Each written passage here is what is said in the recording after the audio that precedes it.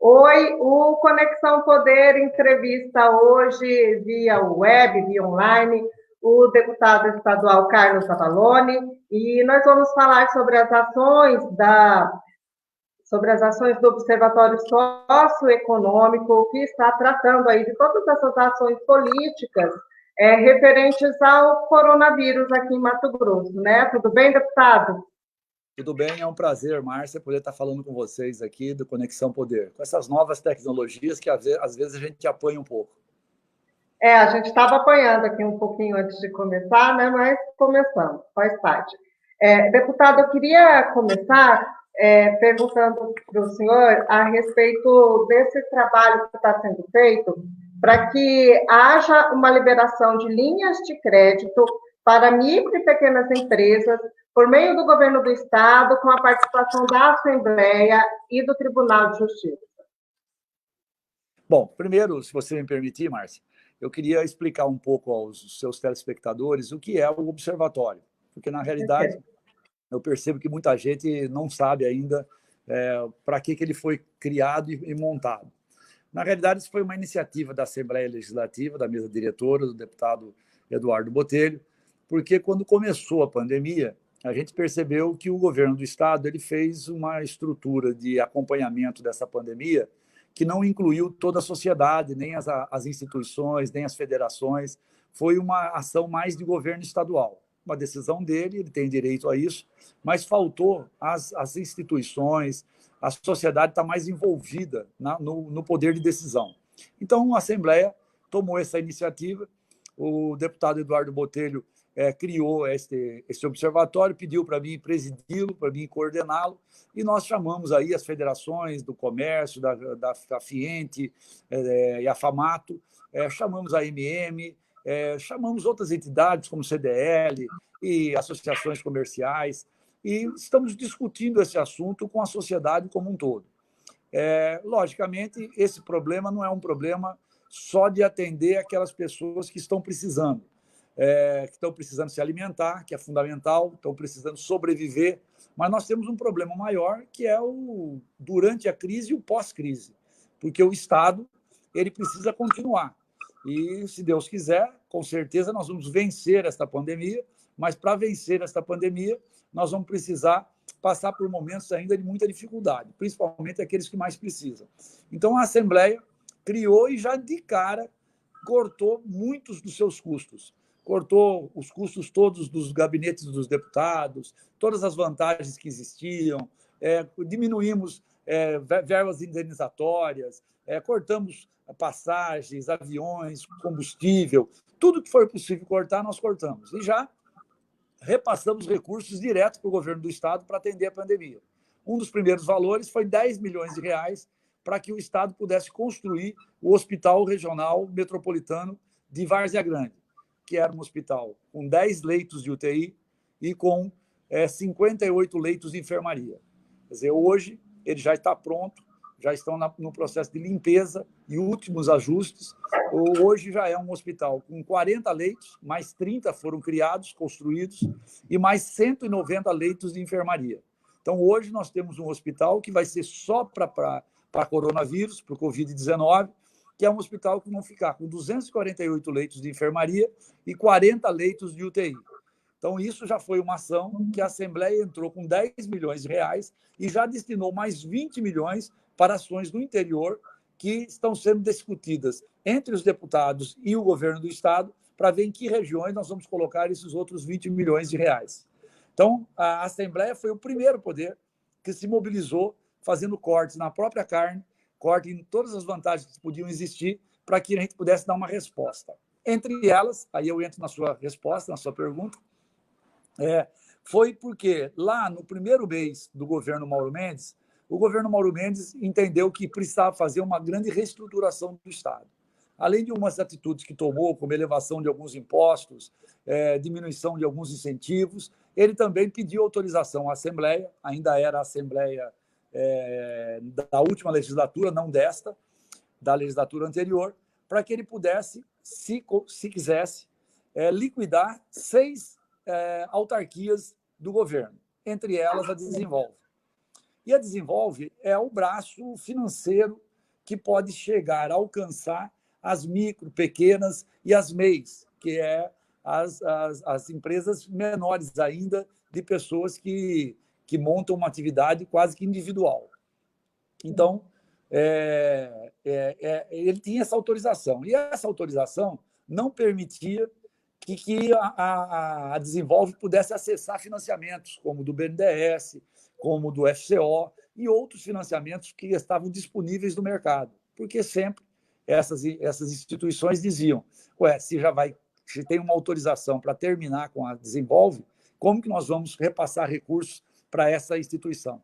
Então, a Assembleia, por iniciativa dela, começou a articular com o governo, através do Observatório, junto com o secretário de Fazenda, com o secretário da Casa Civil e com o governador, começamos a discutir a reestruturação da Desenvolve.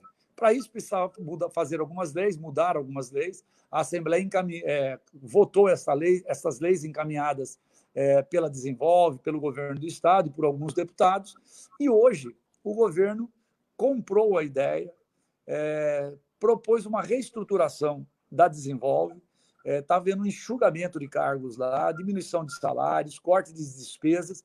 E essa nova Desenvolve MT também preparou, e aí eu quero parabenizar os diretores, o presidente da Desenvolve, que prepararam lá uma plataforma online para que as pequenas, as microempresas, as MEI, pudessem acessar através dessa plataforma online. Então, hoje, nós já temos uma série de empresas que já entraram nessa plataforma online e já estão prontas para receber esses recursos, que já tem parte dos recursos lá na Desenvolve e parte estão sendo aportados lá.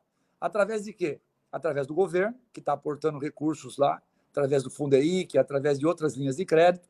A Assembleia, o presidente Botelho, disse ao governador que está à disposição para fazer este aporte também, sinalizou com próximo de 10 milhões de reais e articulou com o presidente do Tribunal de Justiça a possibilidade do Tribunal de Justiça, com recursos ainda a ser definidos, que vão aportar também recursos emprestados por um período para que a Desenvolve possa atender aos dezenas e milhares de pequenas empresas que estão aí passando por dificuldades muito grandes.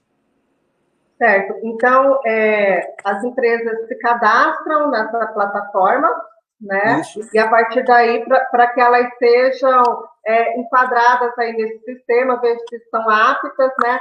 A Assembleia está disponibilizando 10 milhões para esses empréstimos, esses financiamentos, essas linhas de crédito. E vocês já têm uma estimativa de quanto seria possível cada empresa, até quanto cada empresa poderia estar recebendo essa linha de crédito? Num primeiro momento, são 2 linhas de crédito que já vão estar à disposição. A primeira é uma linha de crédito Fungetur. Essa linha de crédito já existe lá em torno de 11 milhões, pode chegar até 15 milhões. São recursos do governo federal que já estão na Desenvolve. Esses recursos podem ser acessados para capital de giro até 100 mil reais. Logicamente, vai depender da capacidade de cada empresa. Tem 12 meses de carência, sem pagar o principal. E existe um pagamento de juros neste período, o que as empresas estão pedindo para que também pudesse ser postergado o pagamento de juros para depois. Nós já conseguimos que ficasse de 90 em 90 dias o pagamento dos juros, e as empresas ainda estão solicitando que a gente amplie isso. Como isso é um recurso do governo federal, nós estamos solicitando ao Fungetur esta liberalidade. São juros que é a taxa Selic, que agora caiu para 3%, mais um juro de 3%, vai ficar algo em torno de 6,5% a 7% ao ano.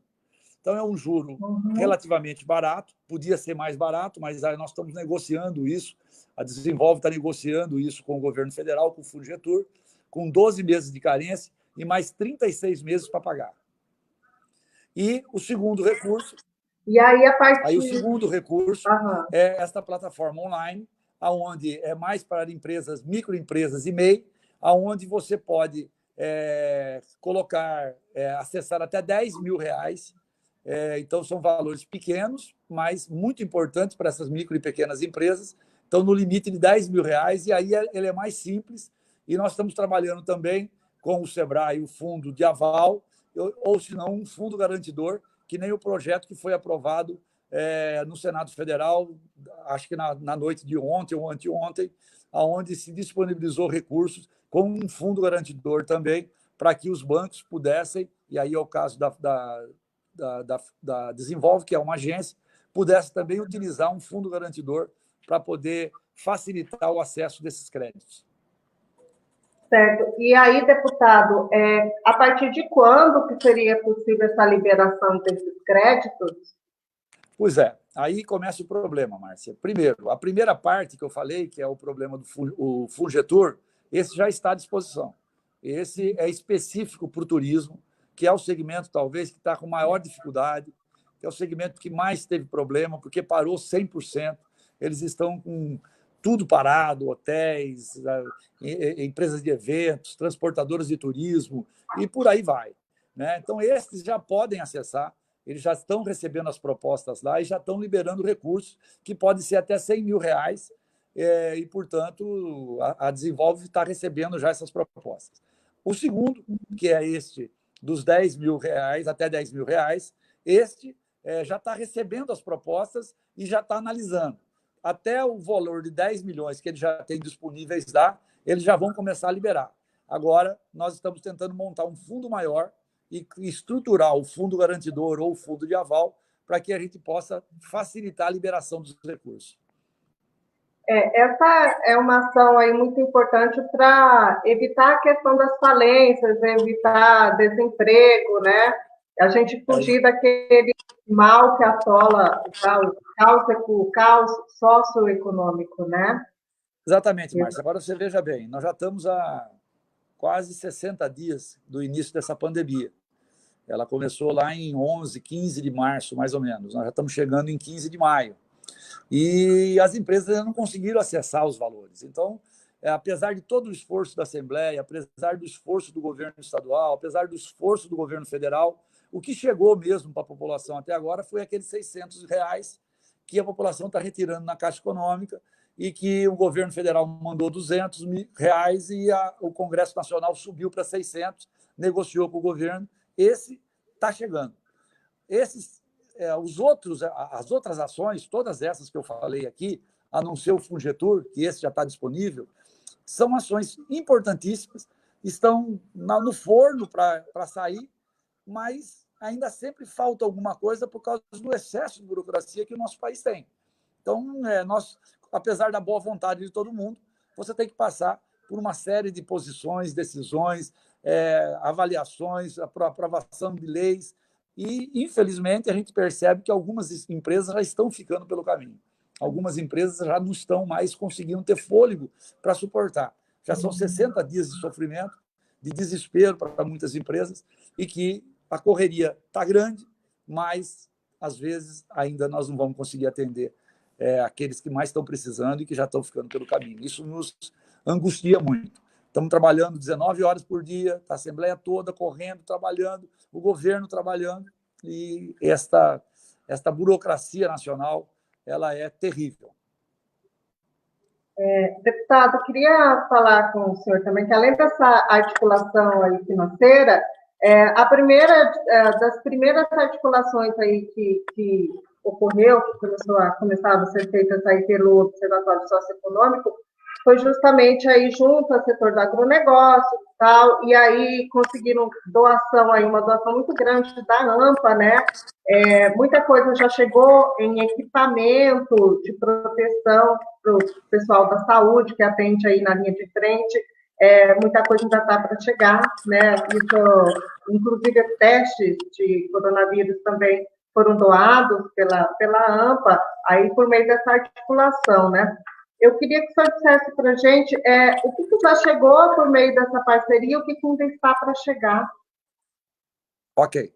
É, bom, as primeiras parcerias que aconteceram foi com a Fiente através das indústrias de álcool. As indústrias de álcool que estão passando por uma situação muito difícil. Eu acabei de sair de uma reunião na Casa Civil, junto com o secretário Galo, junto com o secretário César Miranda e com todo o setor do etanol de milho e etanol de cana-de-açúcar. Você veja bem, o petróleo caiu o preço lá embaixo. Com isso, a gasolina baixou de preço. O etanol só tem viabilidade se ele tiver, no mínimo, 70% mais barato que a gasolina. Aqui no estado está, mas fora do estado, que o estado hoje vende muito para fora do estado ele perdeu competitividade. A gasolina está mais barata que o álcool em muitas regiões do país. Então, com isso, nós estamos perdendo mercado, nós não estamos conseguindo vender. E não vendendo, nós estamos numa crescente no estado. Nós estamos instalando 2, 3 indústrias de etanol de milho no estado por ano. Nós temos 10 projetos que estão recebendo licença ambiental do governo do estado no mês de maio para novas usinas de álcool. Mas perdemos mercado porque caiu o consumo. O Brasil, com esse lockdown ou com o isolamento horizontal nas maiores cidades do país e na maior parte do país, necessários, fundamentais para que a doença não amplie, você caiu o consumo de gasolina, de álcool em 50% do país. Óleo diesel em 30%. Isso derrubou a arrecadação dos estados, atrapalhou a arrecadação dos municípios e quase que destruiu a indústria sucroalcooleira do estado de etanol de milho. Então, mas mesmo assim, esta indústria se mobilizou no primeiro momento e doou 200 mil litros de álcool, numa articulação com o governo e com a Anvisa, e álcool a 70%. E esse álcool foi distribuído num trabalho fantástico da Secretaria de Desenvolvimento Econômico, junto com as empresas parceiras nisso, que são as indústrias de álcool, a Max Vinil, a Puríssima, a Coca-Cola, e empresas que emprestaram caminhões para distribuir isso no estado inteiro. Todas as cidades do estado receberam álcool em gel gratuitamente para atender ao setor de saúde e setor de segurança pública. Então, foram 200 mil litros numa ação fantástica. Em seguida, nós fizemos um trabalho junto com a AMPA. A AMPA já estava se movimentando para ajudar. E, num primeiro momento, já ia ajudar os seus funcionários, as pessoas próximas a elas. E, nessa articulação, ela resolveu, numa decisão importantíssima da AMPA, fazer uma doação que, neste primeiro momento, já está em quase 10 milhões de reais, que são em EPIs. Quer dizer, já chegaram, num primeiro momento, chegaram 120 mil máscaras, agora chegaram mais 200 e poucas mil máscaras e mais 2 mil daqueles máscaras faciais completas que evita que o vírus chegue até as pessoas da área da saúde pública, principalmente. E isso foi entregue ontem, mais de R$1 milhão em doações ontem. E o resto está chegando. E qual que é a dificuldade? Hoje, o mundo inteiro está comprando na China. Isso tudo vem da China. Isso é uma coisa que vai ter que mudar após a pandemia. Os países vão ter que se estruturar, porque não podem mais ficar dependendo de um fornecedor só, mundial. Então, nós vamos ter que ter indústrias estratégicas no Brasil que possam prevenir de ações desse tipo. Então, elas vão ter que ser trabalhadas para que possam salvar vidas. E essas indústrias vão ter que trabalhar nesse sentido. Então, vai ser um momento posterior. Mas a China foi dificultando o envio dessas EPIs. Antes, você podia transportar por um só importador uma quantidade grande de produtos. Eles foram diminuídos por quilo, foram diminuindo, chegando a 100 quilos por cada encomenda. Isso significa que essa entrega de ontem, de quase R$1 milhão, precisaram vir mais de 20 cargas. 20 cargas vindo de avião, com o perigo de parar em alguns aeroportos, porque não dá para vir num voo só da China até o Brasil. Você tem que parar para abastecer e tem que discutir com que país vai abastecer, porque quando você desce no país, eles, se souberem que tem EPIs dentro do avião, eles confiscam as EPIs, porque todos os países estão precisando. Então, é uma logística que é uma logística de guerra. E é uma estratégia de guerra mesmo, né? Estratégia de guerra. Só está sendo possível porque nós temos, como nosso algodão no Mato Grosso, a AMPA é isso, Associação Mato Grossense dos Produtores de Algodão. Como o nosso algodão de Mato Grosso ele é exportado para a Ásia, 70% dele, portanto, para a China, quase 30%, 40% do nosso algodão, a AMPA ela tem pessoas que são funcionárias dela, que trabalham lá na China, e que essas pessoas estão indo em cada fornecedor e estão tratando pessoalmente do embarque desses produtos. Então, vocês vejam que tem uma estrutura envolvida muito grande. E nós, da Assembleia, aprovamos de cara, na primeira semana, nós aprovamos a não cobrança do ICMS desses produtos que estão vindo para ser doados para o governo e que o governo faça a distribuição. Então, essas primeiras máscaras que chegaram da AMPA, elas foram distribuídas nos hospitais regionais. Todos os hospitais regionais receberam as máscaras. Agora, com essas 220 mil máscaras que chegaram agora, o governo também está preparando uma nova distribuição e vai nos informar em cada cidade que vai receber, em cada hospital que vai receber, para cada equipe da saúde pública que vai receber essas doações. Realmente, essa estratégia que foi montada por meio dessas doações, para que essas doações cheguem a Mato Grosso, toda essa articulação política aí junto aos setores, mas esse material que está vindo, está chegando em Mato Grosso, porque tem muito estado que não está conseguindo que o material chegue até seu estado, né? Isso coloca o nosso estado à frente de outros estados, coloca Mato Grosso aí à frente de outros estados nesse combate à pandemia? Eu tenho certeza que hoje essa facilidade que nós temos com o comércio exterior, por hoje sermos o estado que mais exporta o agronegócio no Brasil, portanto, nós temos pessoas mato-grossenses, pessoas daqui que já moram há 5, 6, até mais tempo no exterior, já dominam a língua e já têm relações comerciais e pessoais, tem ajudado muito. Outro dia, o secretário Mauro Carvalho disse que uma funcionária da saúde, da própria saúde aqui do estado, pediu uma licença não remunerada por 2 anos, porque o marido dela fazia parte de uma dessas trades e mudou para a China. Hoje, esta funcionária, que não ganha nada do estado, tem sido um braço direito do governo e tem ajudado a importação de muitos produtos, porque além das empresas que estão fazendo isso, o governo Mauro Mendes também tem feito isso. Ele comprou respiradores lá, como eu disse, o Hospital Metropolitano já está pronto. Ele está fazendo os ajustes finais. Ontem eu distribuí um vídeo, eu acho que eu mandei para você também, e um vídeo mostrava já a limpeza sendo feita no hospital. Mas os equipamentos chegaram primeiro às macas. As macas já chegaram da China, já estão aí. Mas os respiradores, que são fundamentais para compor as UTIs, esses respiradores estavam a caminho. E nós desesperados para saber se esses respiradores vão chegar. Senão nós vamos ficar com o hospital, vamos ficar com as macas, mas não vamos ter os respiradores, que é o que vai salvar as vidas. Então, além disso, o governo Mauro Mendes comprou também dentro do Brasil, acredito que em São Paulo, uma outra quantidade grande de respiradores. E esses respiradores foram confiscados pelo próprio governo brasileiro, para levar para locais que eles entendiam que estavam precisando mais. O governador Mauro Mendes entrou na justiça e está brigando na justiça para a liberação desses respiradores, mostrando que não é porque nós nos preparamos melhor, que o Estado se adiantou nos pedidos, que agora o Estado não vai poder preparar para salvar as vidas em Mato Grosso e vai perder para outros estados que talvez não tenham se preparado tão bem como Mato Grosso se preparou. Então, você veja que a luta que estamos tendo, tanto o governo, a Assembleia, iniciativa privada, prefeituras, é muito grande. Não é fácil. E a gente acaba vendo aí na mídia uma luta insana, na minha opinião, insana. Sobre essa questão de abrir ou não abrir, fechar, lockdown, horizontal ou vertical, isolamento. Quer dizer, logicamente que todos, eu não acredito que tenha nenhum político no Brasil, nenhum ser humano no Brasil que não esteja sensibilizado com o que está acontecendo. Lógico que tem um ou outro, é uma minoria, mas existe, que estão preocupados com a questão política, com a questão eleitoral, mas são muito poucos. Essa pandemia mexeu com todo mundo, mexeu com as pessoas, mexeu com o cidadão e mexeu com os políticos. Nós todos seremos outras pessoas após essa pandemia.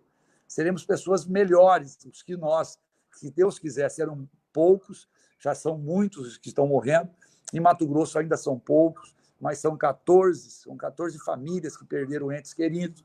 Mas se nós conseguirmos passar por isso com um sofrimento menor do que nós estamos vendo no resto do mundo, nós já seremos pessoas melhores, nós vamos ver o mundo de forma diferente. E nós precisamos entender que essas fake news que nós estamos vendo, essas guerras em WhatsApp, essa briga de esquerda com direita, isso tem que melhorar. Nós não podemos continuar nessa insanidade. Nós temos que entender que todos, a grande maioria, esmagadora maioria, está tentando fazer o melhor. Tem gente errando? Com certeza. Nós estamos errando, às vezes, porque ninguém passou por isso. A única pandemia que a gente tem conhecimento, mas não deve ser a única, foi a de 1919, que no Brasil morreram 36 mil pessoas. Nós já estamos com mais de 10 mil mortes, ao próximo de 10 mil mortes.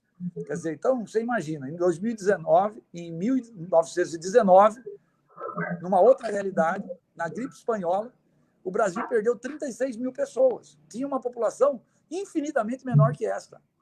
Então, nós estamos arriscados a ter um número de mortes muito grande. Então, as pessoas estão todas tentando fazer o melhor. Então, você tem decisões, e isso interfere também no observatório, Márcia. Por quê? Eu tenho ligado para prefeitos, junto com o Neurilan, que é o presidente da MR. Nós temos falado com prefeitos, momentos que nós podemos relaxar um pouquinho mais, cidades que ainda não têm nenhum tipo de caso. No momento, pode relaxar um pouco mais, para que tenham mais atividades funcionando. Quando aperta, a gente informa que está na hora de dar uma apertada a mais. Quer dizer, assim, são coisas tão sensíveis, porque mexe com a vida de todo mundo. Quer dizer, então, assim, se a gente tivesse menos fanatismo político e partidário, e tivéssemos mais humanidade, mais amor no coração, nós vamos conseguir entender esse momento bem melhor. Essa situação que a gente passa hoje, porque está ocorrendo, está parecendo filme de pirata, né? Porque eles vão lá e retêm o material que o Mato Grosso comprou, que outro estado comprou, um estado pega de outro estado e retém esse material, toma esse material, esses equipamentos, respiradores, né?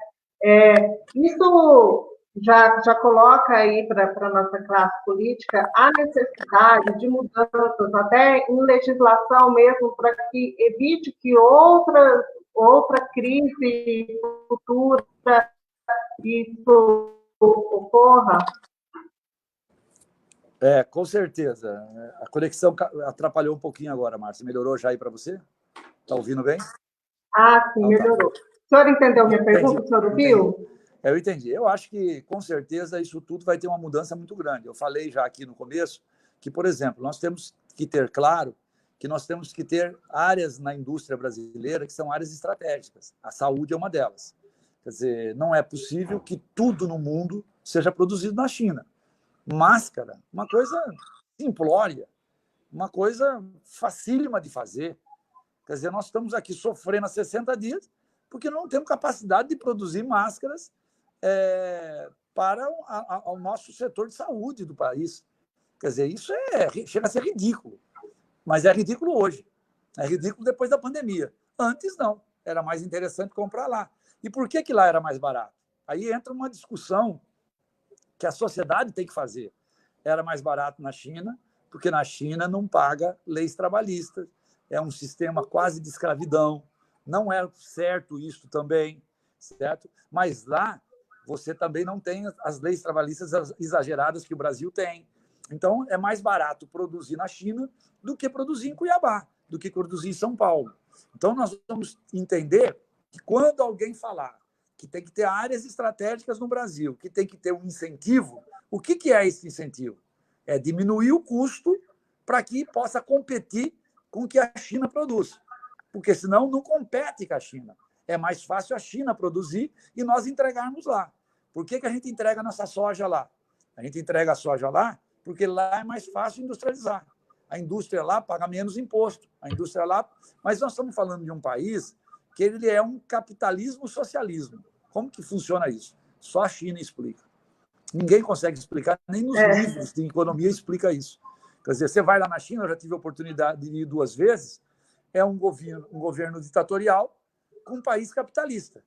Quer dizer, eles mandam, eles dizem quem vai ser sócio das empresas, eles produzem riquezas, eles produzem milionários do mundo, mas que são sócios do governo e que têm parte de uma indústria e dão condições para ele competir no mundo inteiro. Então, assim, nós vamos ter que pensar a estratégia nacional para que setores como respiradores, equipamentos, saúde, mas não só esses, tem outros setores que são estratégicos também e que estão apanhando aqui agora na crise.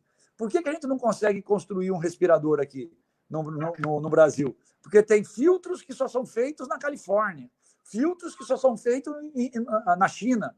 Então, precisa importar de lá de qualquer jeito.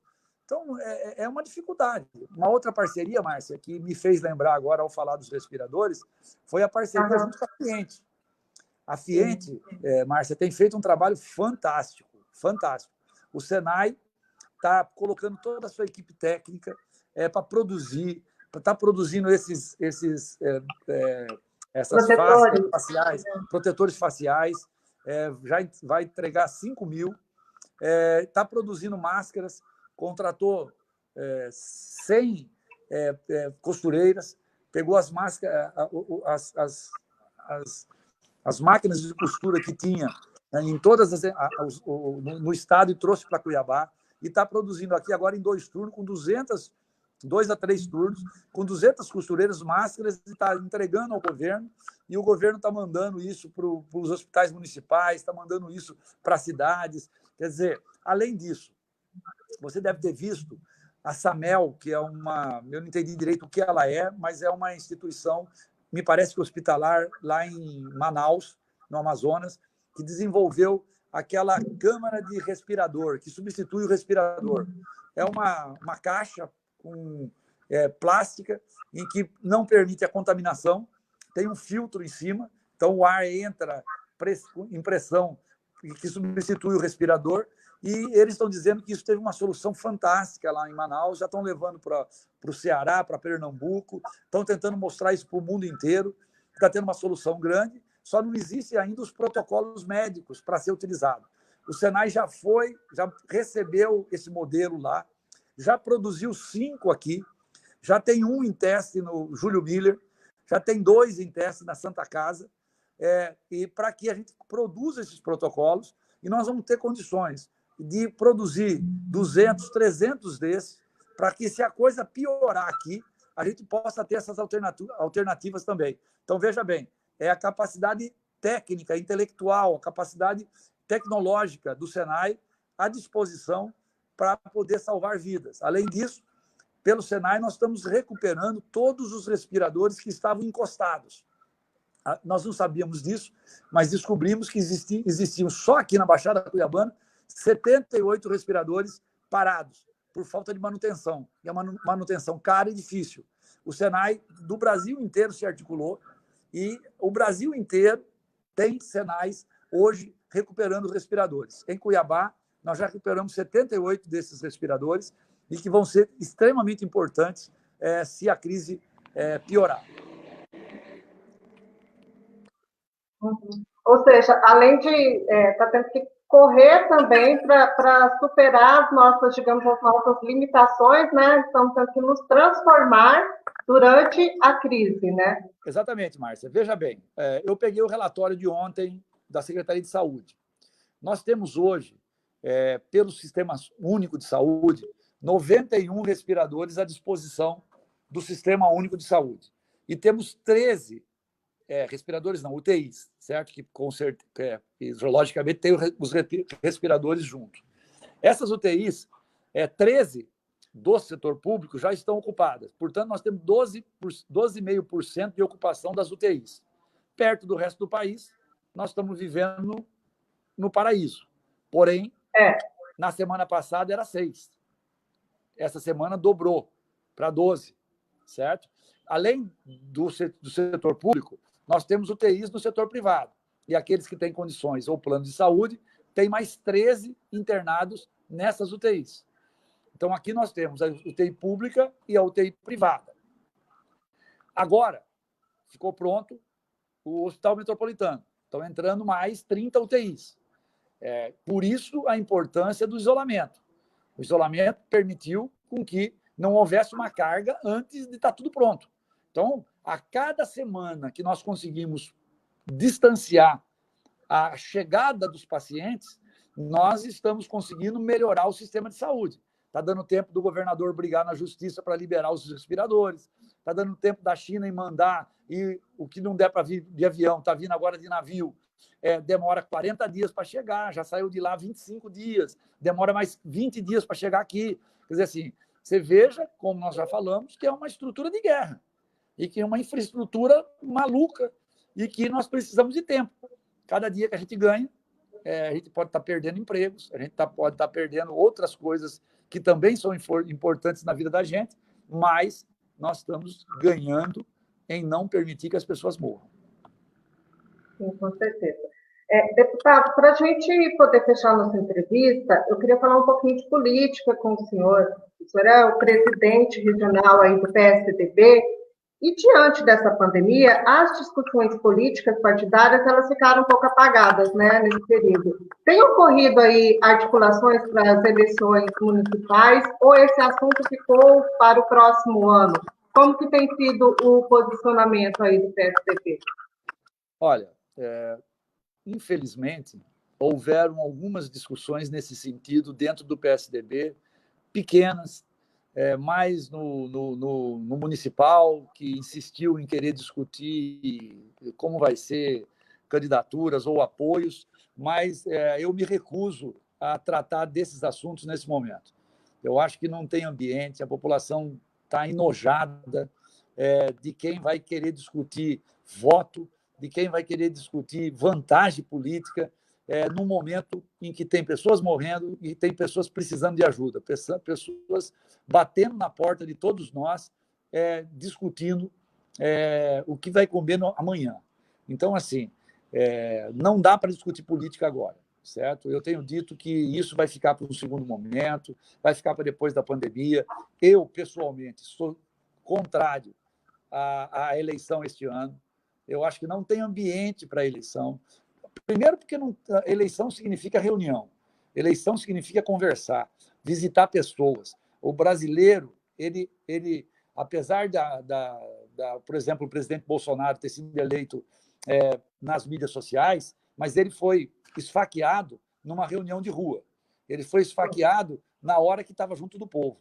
Não dá, a mídia ajuda a divulgar o que você faz, mas não tem jeito de você não reunir, de você não ter contato. As pessoas querem pegar no político, as pessoas querem que o político seja igual a ele, eles querem conhecer o político. Então, não é possível você fazer campanha política sem contato pessoal e físico. Nós somos países latinos. As pessoas aqui necessitam, talvez o que nós mais estejamos sofrendo é essa falta do contato físico. Eu tenho minha mãe com 92 anos e tenho 2 netos, um neto de 12 e um neto de 4 anos. É muito difícil eu estar 60 dias sem beijar essas pessoas, sem abraçar. Então, todos estamos sofrendo muito. Não dá para fazer campanha política. Não dá para pensar em fazer isso. Então, temos que jogar isso para frente, vamos concentrar em ajudar as pessoas, reservar dinheiro, fundo eleitoral. Não tem sentido fundo eleitoral para esse ano. Tem que pegar esse recurso e gastar com o coronavírus, gastar talvez para fazer chegar na mão de quem está desempregado, de quem está morrendo de fome, comprar dinheiro. Ou eu não sou muito favorável à questão da cesta básica. Eu acho que a cesta básica, Márcia, tem certos momentos que nós temos que dar. É uma coisa. Agora, quando o governo, quando nós, assim, as instituições, nós começamos a centrar força em dar cesta básica, parece coisa de coronel. É aquela coisa que você compra, primeiro porque você compra de um fornecedor só. Então, uma pessoa só vai vender 10 mil cesta básica. É muito melhor, e o Estado tem condições disso hoje, o país tem condições disso, pelo sistema de segurança social que nós criamos no país, que vem sendo criado há muitos anos, tem condições de você repassar o dinheiro na conta das pessoas. Então, é muito melhor você dar R$100 na conta de uma pessoa e ela ir no mercado da esquina, e comprar daquele cara da esquina, que ela vai girar esse recurso no estado inteiro. Ah, mas vai ficar um pouquinho mais caro. Que custe R$10 mais caro. Mas você vai dar dignidade. É muito melhor o pai de família, a mãe de família hoje, pegar os seus R$100 e ir comprar, do que você chegar lá, um político, um grande empresário, um médio empresário, bater na porta dela e falar: estou te dando aqui uma cesta básica. Ela vai aceitar, ela vai receber, ela precisa receber, ela vai até te agradecer. Mas a dignidade dela vai ser muito melhor do que se ela receber na conta dela um recurso, que já não é tão bom, mas é muito melhor. E ela vai na esquina e vai manter o crédito dela, vai comprar com o seu vizinho e vai fazer a economia girar. Então, assim, é momento da gente pensar essas grandes estruturas. Por exemplo, no Estado, que é uma outra luta da Assembleia, nós temos o Pró-Família. O Pró-Família já chegou a atender 20 mil famílias, o que significa 100 mil pessoas, praticamente, que recebiam esse recurso em casa. Eram R$200 que recebia, 100 ou R$200 que recebia todo mês. Quer dizer, isso caiu agora por causa da crise do ano passado, diminuiu para 5, 6 mil famílias, mas agora a Assembleia está trabalhando para a gente aumentar para R$200 e fazer que chegue, pelo menos, aqueles que estão abaixo da linha de pobreza, que são, em Mato Grosso, 380 mil mato-grossenses que vivem com menos de meio salário mínimo. Então, você veja que tem muita gente sofrendo. Falar de política agora é brincar com a sociedade mato-grossense, e nós do PSDB, eu não vou me fazer esse papel, tá bom? A gente acompanha todas essas tratativas, realmente é muita coisa, a Assembleia começou aí já tem 60 dias nessa luta, né? E ainda é muita coisa a ser feita, tentando aí destravar realmente a questão política partidária esse ano não faz sentido realmente, né? E a gente continua aqui acompanhando o trabalho da Assembleia nessa questão do coronavírus, né? Do Observatório Socioeconômico, né? Nome grande, né? Mas as ações são várias, muito importantes. E eu quero agradecer a sua participação, deputado, deixar aberto espaço para suas considerações finais. Ok. Bom, primeiro, eu queria agradecer muito a você. Você tem sempre me ligado, sempre pedido informações. Eu estou até tomando a liberdade de te mandar alguns vídeos, algumas coisas do que o Observatório tem feito, para a gente poder divulgar tudo isso. Quero dizer que, dentro do Observatório, nós temos 10 deputados trabalhando diretamente, e temos os outros 14 deputados que são mais do interior, que não podem estar na frente. Nós temos alguns deputados que, inclusive, estão fazendo trabalho de casa, porque também tem problema de saúde, que também nós temos que cuidar desses nossos colegas. Quer dizer, então, mas todos estão trabalhando muito, muito pelo Estado de Mato Grosso. Eu estou muito orgulhoso da Assembleia, que foi o primeiro poder a cortar na própria carne, que está disponibilizando recursos, que está fazendo parceria, que está cobrando das autoridades, está mostrando a cara, fazendo o papel que ela tem que fazer e que ela está fazendo. Então, isso, para mim, é uma satisfação imensa e me faz trabalhar muito mais. Quero agradecer o setor produtivo do Estado.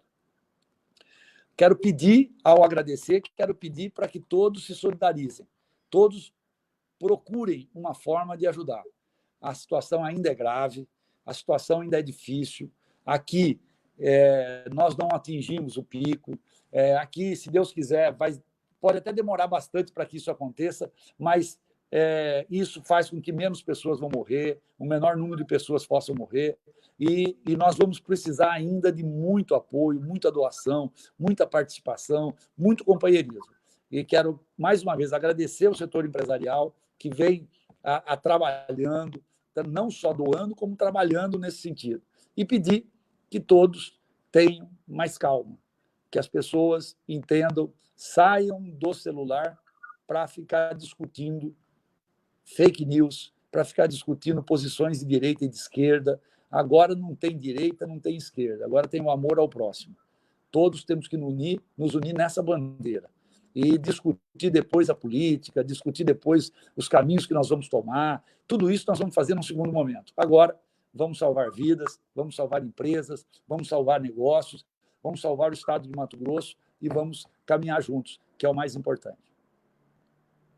Muito obrigado. O momento agora é de nos reinventar, né? E para sair dessa situação juntos. Obrigada, deputado. Até a próxima. Tá, Márcia, deixa eu só falar. Ontem você perguntou para mim sobre a questão do teste, né, que eu tinha feito do coronavírus, né? Porque nós tivemos contato lá na Assembleia com algumas pessoas que a gente acaba recebendo muita gente na Assembleia, embora a gente esteja evitando muito isso, mas ainda a gente acaba, e principalmente eu que estou na frente do observatório, então eu não estou tendo como evitar, às vezes, um contato maior. E 2 pessoas que confirmaram com o Covid tiveram comigo na semana passada. Então, eu fiquei em casa quase 48 horas e um pouco mais isolado. Foi um empresário e uma servidora, né? Exatamente, lá da Assembleia. Mas o meu resultado já saiu. Graças a Deus, eu não estou contaminado. Então, eu já estou pronto para, de novo, estar na rua aí, trabalhando, tá bom? Que bom, deputado. Você fica mais tranquilo. Bom trabalho, professor, então. Então, obrigado. Um abraço.